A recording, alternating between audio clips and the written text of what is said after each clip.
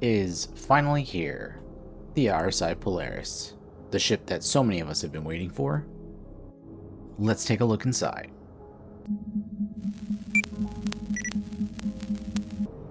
Just a quick disclaimer, I'm going to be taking a break from my usual editorial style for this video. Instead, I'll be shooting from the hip as we tour the newly released combat-oriented capital ship from Roberts Space Industries. With that said, this also is not really a review. Instead, it's a comprehensive tour of the inside of the ship, for the purpose of giving everyone a better idea of the layout and features. Before we get started, I want to remind all the viewers that we're doing a giveaway for IAE this month, but in order to qualify, you have to be subscribed, plus like a video, and leave a comment on any of my long-form content. Without further delay, let's get into it. Alright, so we begin our tour entering the ship from the port side cargo ramp. There are two cargo ramps going into the cargo bay. Really great feature there. And we'll start by taking a look at this elevator, which actually serves a really cool function that we'll get into a little bit later. But for now, taking a moment to appreciate the details in this cargo bay with the marked cargo grids, the caution signs everywhere, and the overall scope of everything in here. You can fit a lot of cargo in here. I think it's listed at about 570 SCU, which is outstanding. Nice little signage there. Coolant systems running underneath the caution sign.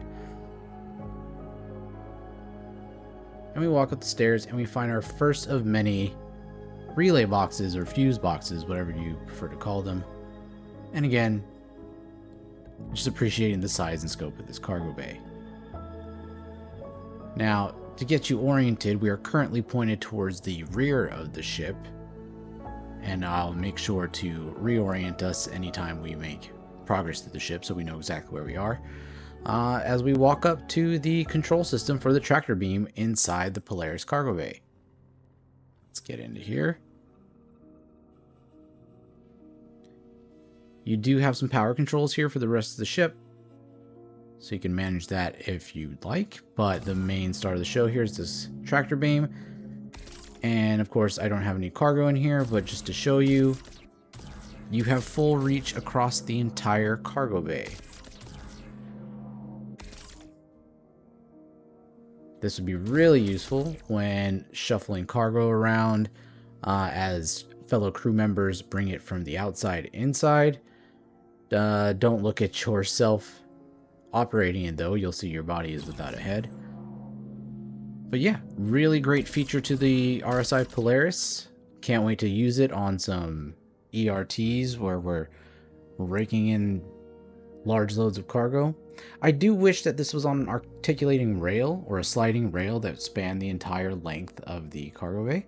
Otherwise, you have to be careful about how you're stacking up your cargo, making sure that it's on the far side first so that your tractor beam can still reach it. Okay. That's an intense glare there, coming from that little light. Okay, they should think about that. Some access ladders to go upstairs, as well as some elevators. And we move into the engine room, and we're just immediately greeted by this giant engine with this really great spinning feature that just, it blows your mind how much attention to detail they put into this game. Moving up the stairs, we're moving into an engineering area where you have several engineering terminals. Only one of them, though, has power, and that would be the middle one. It still, of course, has no function, as engineering gameplay features have not been put into the game. And above each of the terminals, or in between them rather, you do have some probably diagnostic screens, but for the time being, they only have placeholder diagrams. Those will be added soon, TM. Moving down the stairs, more towards the rear. And we have fire extinguisher, which is a great tool for the engine room. And then we can peer down into what looks like the back of the engine, as well as a nuclear reactor of sorts being quenched by a liquid. I'm going to assume water because it's not contained. And what looks like electrical wiring going straight into that liquid, which is interesting. I'm curious to see the logic behind that.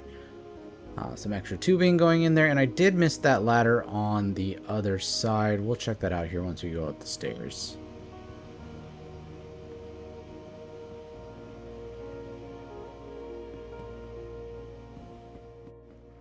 Using the reverse ladder trick, we'll just hop down there instead of climb. So we can get a little closer look and see if there's anything down here that we missed. And no, great details though. I wonder why you would need access down here. Any potential fires, or if it's just for immersion.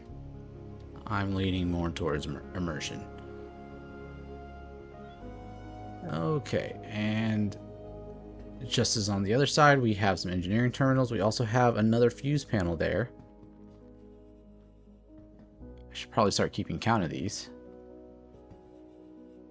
just so we know how many. And they're always open, it seems. I don't know why. Seems like a hazard.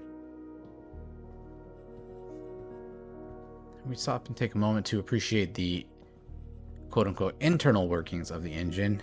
We have what looks like a rotating cam at the very center, and some pieces of the engine that are rhythmically moving along with it. I don't really know how their engines work, so we'll just give that some assumptions that they do.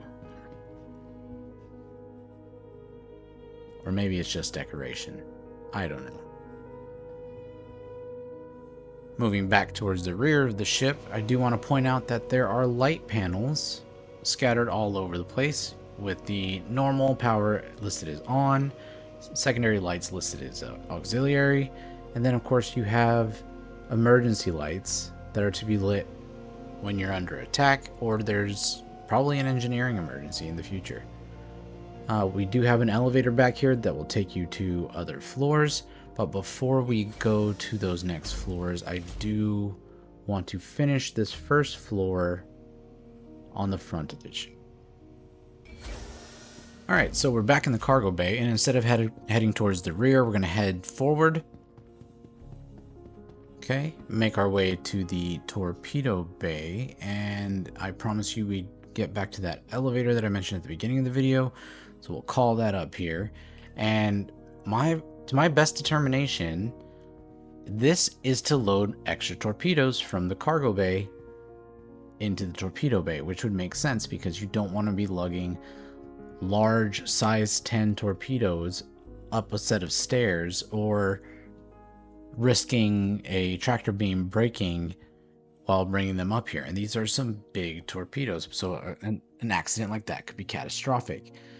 But yeah, so moving forward, we have the bearing size 10 torpedoes. There are 28 of these on a full load, so presumably you could carry extra in the cargo bay and reload torpedoes as you go, which is a really cool feature, and I'd like to see how that works. Oh, moving over here, we do have yet another relay box. And in the next room, we have the main elevator access, behind us being that torpedo room, and we do have what looks like control panels, but there's really nothing to see there. Nothing actually works on that wall. On the left-hand side of the next room, we have another engineering panel, and this is the torpedo control room. Then we also have the torpedo control console, which you can get into.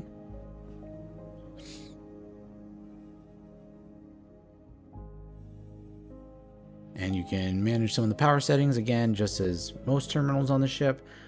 But most importantly, you can fire torpedoes, which I did while on the ground. Don't make this mistake. But we'll just see how this plays out. I was not expecting the blast radius to be that large, and I don't know why I was expecting the blast radius to be smaller. They are size 10 torpedoes. But because curiosity just plagues me. We're going to get back in here and see if we can fire another one and see what happens. But we're going to try and change the angle. And my logic here was, since we're upside down, maybe I could flip us right side up with another torpedo. I was, of course, incorrect. And there's a piece of our lovely Polaris sitting on the ground. It looks pretty important. So now that this ship is ruined, let me go ahead and backspace and reset, and we'll continue the tour. Alright, and we're back. Moving forward, beyond the torpedo control room, we find ourselves at the front turret with the bespoke guns, but before we're there, we have another relay and another fire extinguisher. Definitely a good idea to have fire extinguishers everywhere in the ship, because you don't want to have to run down the numerous hallways to go find one. But we'll hop into this bespoke gun, and we'll see what that's all about. Now, this is a 300 round count limit per gun, and it is bespoke, so you can't change it, at least for now. I know the Vanguard series have bespoke guns as well, and they can change to energy repeaters. So hopefully in the future we'll be able to do the same. But these are size 7s, so they pack a punch. I don't remember the exact numbers. It was an insane amount of DPS off these. With cannons that fire this low, though, I do generally like to use them in staggered mode. But for demonstrative purposes, I think this is fine. You do have, of course, MFDs here that you can scroll through and get necessary bits of information for battle, such as target, self-status, ammo, things of that nature.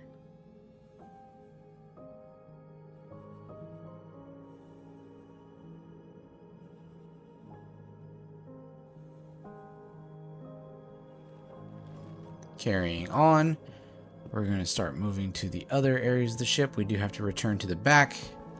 Here we are at the elevator that we were at before, going up to the second floor, the engineering bay. So this looks like where the lead engineer would be running the operation and kind of directing his other engineers around the engine room as he sees fit based on the problems he's encountering on the engineering screen. We're just taking a look at the details here to make sure we don't miss anything. Again, we have auxiliary lights, and these actually look nicer to me than the normal lights. I don't know why they stuck with the other kind. There's another fuse panel, another engineering terminal. Yep, another fuse panel. I think we're up to 4 or 5 so far, and we've barely just begun. But moving alongside to the back, we have the gravity core gravity generator. So this is how your ship generates its own gravity and keeps your feet stuck to the floor. And then we have some component access back here, which is a good location for it due to its proximity to the engineering station. I'm okay with that. Yet another fuse panel and fire extinguisher and engineering terminal. Right, so moving upward,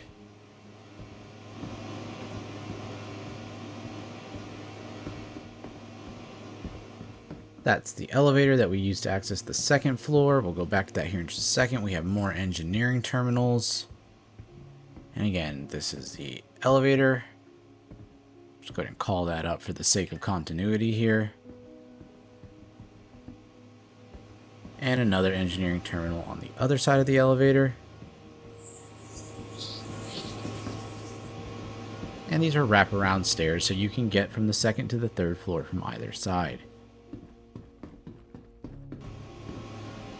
Going back up to the third floor, let's take a look inside some of these rooms.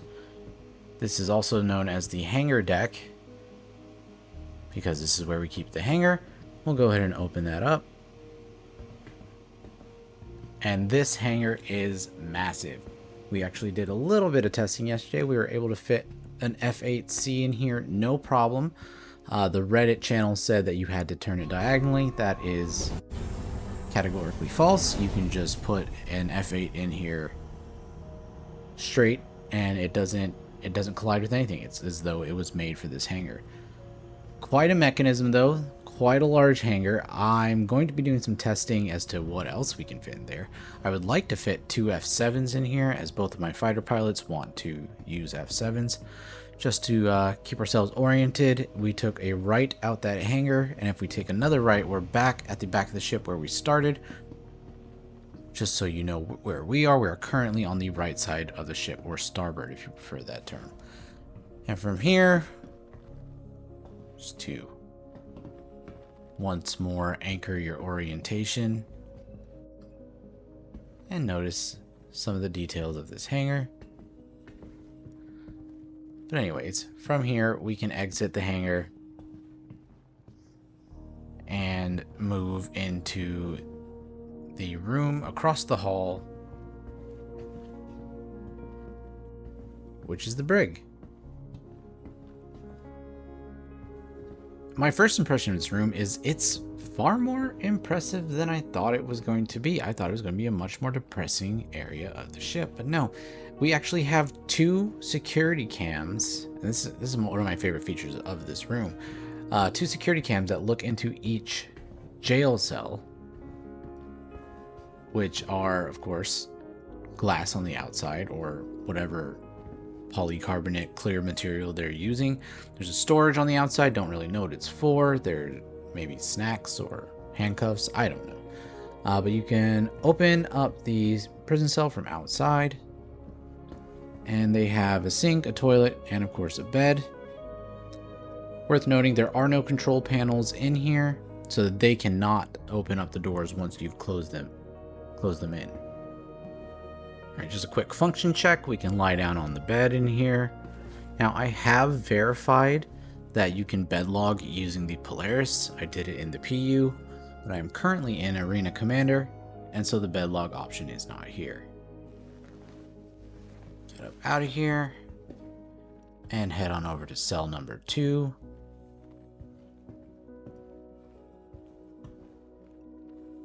Which is identical to cell number 1, but for the sake of being thorough, we'll go ahead and check it out as well. Again, no panels other than that storage panel, but they can't access that from the inside. Alright, so if we take a right outside of the brig, we would see some escape pods. But for now, we're going to go across to the port side of the ship.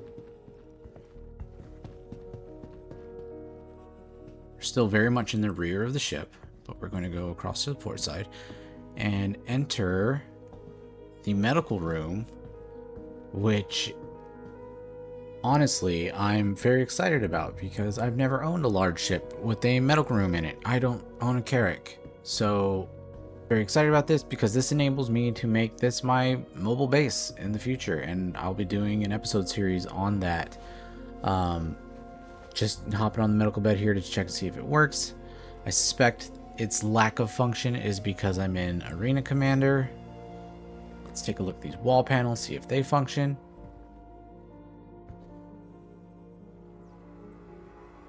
They do. I can set my regeneration point, but again, I am in Arena Commander, so that would be to no end. We have extra light switches on the walls. And there is a mirror of the medical rooms on the opposite side. Unfortunately, these cameras do not work at this moment.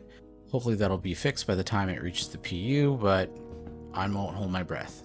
I think they have more important things to work on at the moment. But okay, so leaving the medical room, we can go forward. On the port side of the ship, we have, again, more escape pods, fire extinguishers, and the like. Another fuse panel. And then we have one of our manned turrets, which we'll go ahead and get into.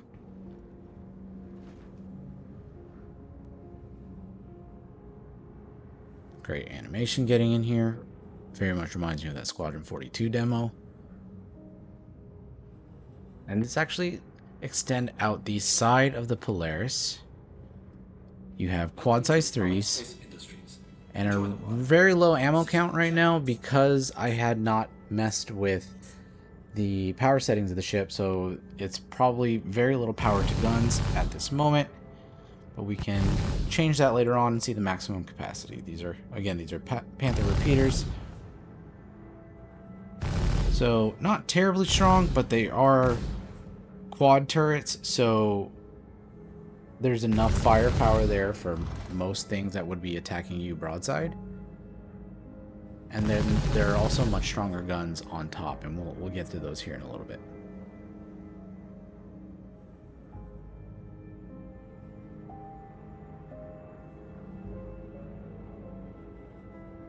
Now, just a note, the turrets and escape pods are mirrored on the starboard side of the ship. We do have another one of those panels here. Let's take a look at it. System analysis console. This doesn't really look like system analysis. It looks more like radar, but that's likely just a placeholder, and judging by the flavor text being just generic in the upper right hand corner, I'm guessing we're right on the mark with that assessment. So just to keep you oriented, this is the back. This is where we came from, the medical rooms. We are going to be moving forward on the ship so we can check out the remainder of the facilities. Again, that's the turret we just came from. We'll check out those stairs here in just a second, but just to keep you oriented. This would be the dining and rec room. Let's go down those stairs really quick though and see what those are. Alright, this is actually one of the 2 docking collars located right around the midway point of the Polaris. And though there are 2 docking collars, for some reason the station that we were docked at last night kept wanting us to dock on the starboard side. Moving into the rec room, we have a nice TV and a sunken couch. We have 12 seats at cafeteria style tables. Okay, and we have, it looks like a drink vending machine. And then we have a food processor, as well as various utensil holders. And then maintenance access panel, which is a strange place for a maintenance access panel, but I do suppose on a ship this size, you would need to maintain it all over. So, alright, moving on. We also have what I have called the captain's corner. It looks like a very VIP area. All of the seats do work. You can fit several people here. As well as these seats, they also all work, so that's functioning. We'll come over here to the TV area, check out this couch. You can watch TV. Apparently only by yourself because only one of the seats works. But we need to put some YouTube up on there. There's another fuse panel. Alright, now exiting this room. Just to show you, I did cut through the room, which means I cut through a hallway. But just to keep things connected for you, there's the hangar. And that is the crew quarter hallway, but we're going to go up here to the second set of man turrets.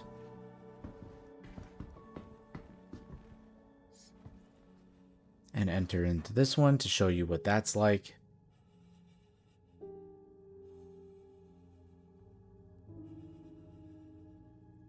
And these are oriented on the top of the ship, forward of the midline. Welcome to Roberts Space Industries. Enjoy. And these are size 6 guns, Omni Skies. Only 2 rounds with the default energy settings, which is of course laughable. Because you can't really do much. Even on stagger, you're not doing much with 2 rounds and a long recharge time. But okay, you get the idea here. We'll go ahead and exit.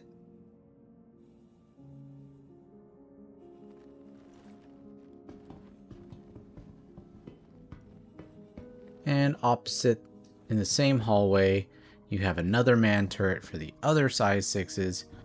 But we don't need to repeat that and go in there again. Moving forward just a skosh. This is what I can only presume is the captain's quarters, and it's locked, which is unfortunate. I was really looking forward to seeing the captain's quarters. but I'm guessing it's not done yet. Hopefully it'll be ready for the PU. Moving into the crew quarter hallway, we are encountered by our only piece of greenery and, I guess, creature comforts on the ship, other than, of course, the rec room, which is a nice touch, as this is the only residency hall on the ship. But we can move into the crew quarters, which is adorned with 2 bunks, so this is meant for 2 people.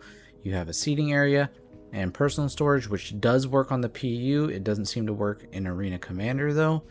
That's fine. Put that seat there so you can watch your roommate sleep. That's super creepy. And then we have the ensuite bathroom, which you can open up the hidden toilet and toilet paper. Then, of course, you're standing in the shower at this point in time. There's also a med kit on the wall. And the only functioning mirrors in the game that I know of. I've checked all the ships that I own, and all the mirrors just come up blank. Really cool. I am actually wearing a helmet, but the screen shows that I am not wearing a helmet. And on that note, it's not actually a mirror. It's a camera that projects the image that it's seeing onto that screen, and you can see the little camera up top, which is kind of creepy if you ask me, but that's fine. I feel like a mirror would have been simpler. But all right, we have another fuse panel there. Moving on down the hallway, lots of design cues from the Zeus. We have the next crew quarters, or crew cabin number 2. They also have their own bathroom. Same bunks, same storage, just in opposite orientation. And then we have the same story for crew cabin number 3.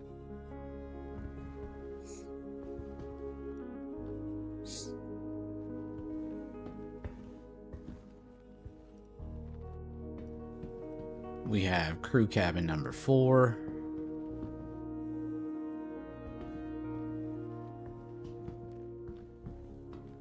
And then, of course, crew cabin number 5. And that gives us 10 crew members, plus the captain and commanding officer. But I did not find a room for the commanding officer. I don't know if they reworked the ship to have the captain and commanding officer, like, their rooms branching off in a single direction rather than 2 different directions. We will see when it comes to the PU, or they do further developments in the PTU. We have another fuse panel here. Moving towards the bridge, we have the Armory on the port side. Plenty of gun storage and suit storage. I think, let's see, 10 long guns, 20 handguns, and multi-tools, which is a good bit of weaponry there.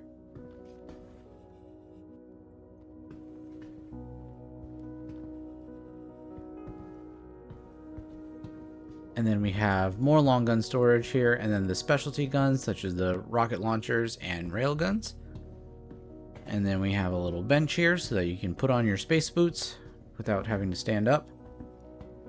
And then, of course, as I mentioned earlier, the suit lockers, 10 of those. So all the appropriate facilities for all 10 crew members.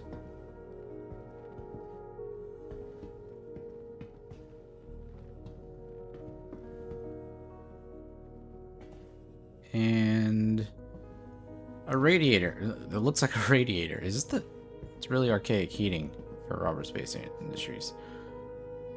Okay, and this elevator is still giving me problems. I was just gonna show you that this is the elevator that goes to all 3 levels, or yes. Well, actually, it goes down to the cargo bay and it also goes to the surface, but it's okay. We don't need to see it. We do have 8 escape pods just behind the bridge, which is a very good place to put these, as you do have 5 crew members on the bridge, and then you have the 2 gunners right behind it, and then presumably an engineer in this region of the ship, so that would take care of them. And then immediately into the bridge, we are met by the holodeck, which is a really great feature that I cannot wait to see it fully functional, because right now it just is not. We do have a screen down here, an access terminal of sorts. That doesn't work at all. But we are still in the PTU, so we'll give it a pass. But looking around, we have plenty of information screens. So we can glean all the necessary information that we need to make decisions when plotting our charts, or charting our course rather.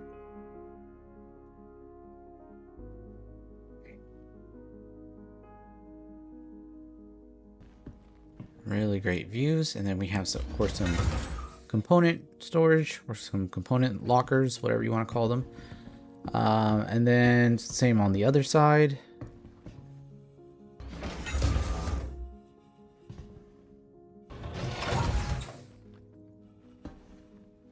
Okay, and then moving on to what I believe is the highlight of the ship, the bridge, which is just absolutely fantastic. If you just look at those views, it actually makes me kind of feel bad for the remaining crew members that don't work in the bridge. Everything is so good in here. And we'll take a look at those in just a sec, but just want to appreciate this view that we have here. How much visual landscape that the bridge crew have.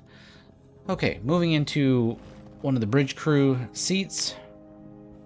We do have an MFD that allows us to control power levels or switch between and monitor several things such as targets. And I did verify right there, you can actually control the power levels from these seats, which is a very nice touch, so that everyone in the bridge can contribute. We'll go ahead and enter the remote turret here. Actually, in just a sec, let's take a look at what MFDs we have. So just the standard array, and then we have Ignite 2 missiles. Keep scrolling.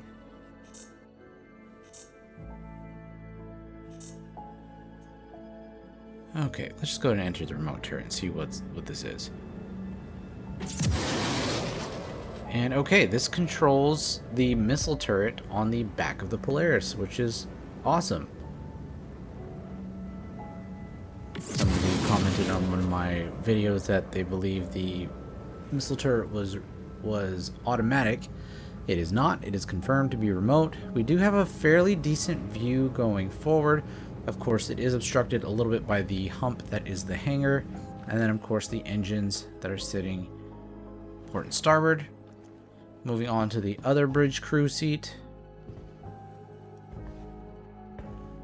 Presumably is another remote turret. Welcome to Robert Space Industries. Enjoy. Okay, yes it is. And it looks like we have quad size 3s. These look like Panther repeaters, just simply based on the ammo count. And yeah, those look like Panthers. This is again facing towards the rear. So you can swivel 360 degrees, but we are obstructed by the landing gear. We will test that here in a little bit to see if that improves when the landing gear is up and we're in the air. My guess is that it will. Yeah, not a bad turret position, and I do like that they're remote turrets rather than manned turrets. I think the overwhelming majority of turrets should be remote turrets. I don't really know the argument against that. It just seems simpler. Okay, and next we're going to move on to the co-pilot seat, which is positioned on the right-hand side of the forward bridge. We'll go ahead and get in here. Now, if this is following the trend set by the Zeus, the recently released Zeus ship, then I should have controls when it comes to flight. We'll go ahead and turn the engine on here and try it out. And yep, we can take off, we can fly from the co-pilot seat, which is very needed, in my opinion. Fantastic feat for a co-pilot team that want to trade off periodically. And we can even enter quantum mode or nav mode. If we switch QT mode back off, I suspect suspect we can fire missiles.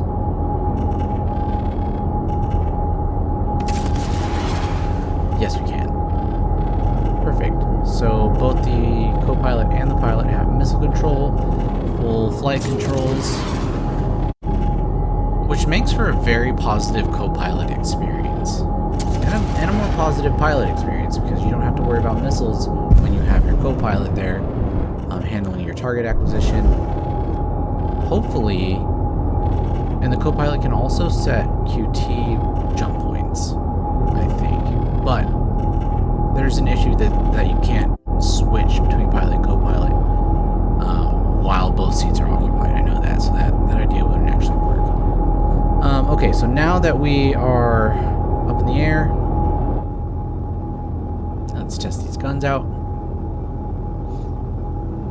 And I forgot to raise the landing gear. Classic me. Let me do that really quick. I'll be right back.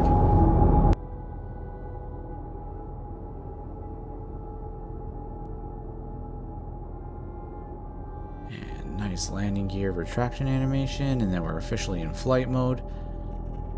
And heading back. We were having some problems with FPS. Just the frames are really bad. I don't know if it's because I don't know why, but I apologize for that if it's choppy here. But at this point, frames started to degrade as soon as I left the ground. And okay, let's turn this gun around. And as I suspected, this is actually not a bad range of view going forwards with the rear guns. Like, you can still contribute to a fight, depending, of course, the position of the ship, but the nose of the ship does angle up, so you are missing a little bit of real estate there, but it's still better than nothing, especially in a dogfight where lots of maneuvering is occurring. Okay, now that we've changed the power levels for the guns, let's actually go back to the other guns, those size 6s, and check out how much ammo we have. Going up into the size 6s.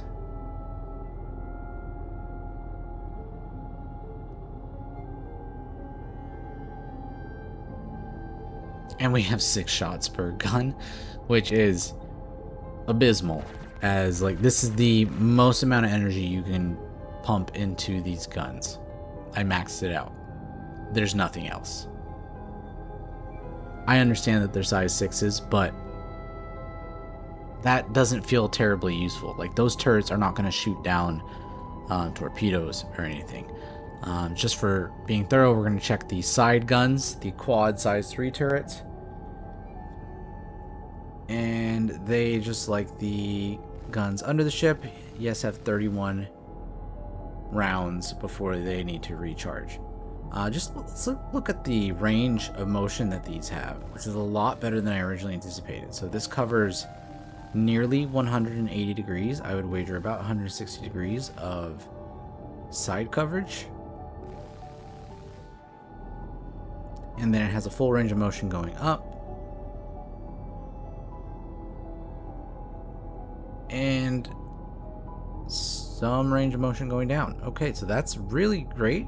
You can help defend from a lot of angles here. I like that. But we still have to do something about those size 6s. That is absolutely ridiculous. 6 rounds. You're gonna miss those 6 rounds. Okay, coming to my favorite seat in the ship, and this is when we have a full crew, this is where I will sit. You do have access to MFDs, a power off button, which, because I was sitting in this ship at altitude alone, I did not want to push because I'm concerned it would turn off the entire ship. And Star Citizen has a history of doing that in ships like the Hammerhead and the Hammerhead, yeah, or the Freelancers. You can just shut off the ship from a seat that is not the pilot or co-pilot. Okay, and moving on to the pilot seat, this is going to be an exact mirror of the co-pilot seat, so there's really no need to give you a tour of the function. You are the pilot, you have all the functions. And I believe that is a good place to call it quits for this tour. And now that you've seen our tour of this ship, let me know your thoughts. Drop a comment and tell me what you think of the first combat-oriented capital ship. Personally, I can't wait to get into the PU and start using it as my mobile base among the stars. If you appreciate this video, please consider leaving us a like and also consider subscribing if you like Star Citizen content. If you're interested in playing with us, my Discord and org link are in the description of this video. Drop us a line and we'll chat. Our only request is that you remain amicable among the community we're building. As always, thanks for watching and see you in the verse.